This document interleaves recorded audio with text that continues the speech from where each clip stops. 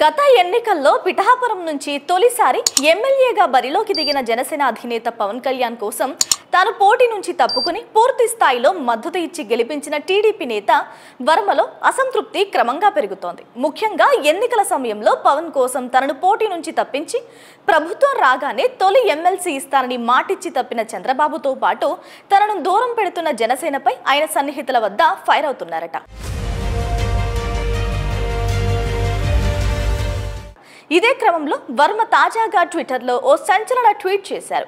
కష్టపడి సాధించే విజయానికే గౌరవం అంటూ వర్మ తన ఎక్స్ హ్యాండిల్లో ఓ పోస్ట్ పెట్టారు. ఇందులో ఓ వీడియోను కూడా జత చేశారు. ఈ వీడియోలో పవన్ గెలుపు కోసం తాను చేసిన ప్రచారం వీడియోలు అన్నీ కలిపి పెట్టారు. అయితే ఇందులో ఎక్కడా కూడా పవన్ కళ్యాణ్ మాత్రం కనిపించలేదు.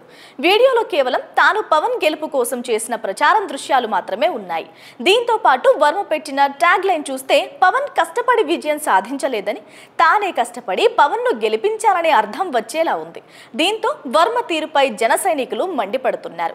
తమ నాయకుడిని ఉద్దేశించి వర్మ ట్వీట్ పెట్టారని ఆరోపిస్తూ ఆయనపై సోషల్ మీడియాలో దాడికి దిగారు. దీంతో అలర్ట్ అయిన వర్మ ఆ ట్వీట్ ను డిలీట్ చేసేశారు. అంతేకాదు ఈ ట్వీట్ తో తనకు సంబంధం లేదంటూ వరుస ట్వీట్లు అయితే చేస్తున్నారు. ఏదేమైనా కూటమి సర్కార్లో వర్మకు ఇప్పటి వరకు ఎలాంటి పదవి ఇవ్వకపోవడంతో వర్మ అతని అనుచరులు మాత్రం చంద్రబాబుపై అసంతృప్తిగా ఉన్నారనేది మాత్రం వాస్తవం అంటున్నారు పొలిటికల్ అనలిస్టులు. Please subscribe .news.